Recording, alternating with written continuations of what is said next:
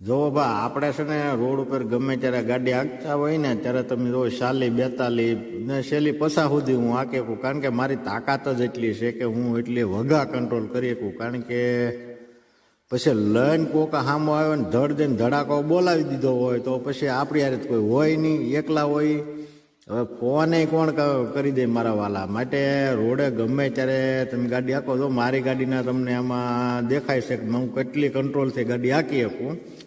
કારણ કે મારી છેલ્લી 50ની સ્પીડ મારી પાસે હોય, એથી વધારે સ્પીડ મારી પાસે આવતી નથી. તો તમે સુરક્ષિત રહો, રોડ ઉપર ગાડી હાંકો ત્યારે ખ્યાલ રાખીને હાંકજો, એક્સિડન્ટ ન થાય આપણું એનું ખાસ ધ્યાન રાખી અને કાળજીપૂર્વક ગાડી હાંકજો. 50ની બહાર બને ત્યાં સુધી કોઈ પણ મિત્રોએ ગાડી હાંકવી નહીં. આ આપણી અંગત એક તમને સલાહ છે હો.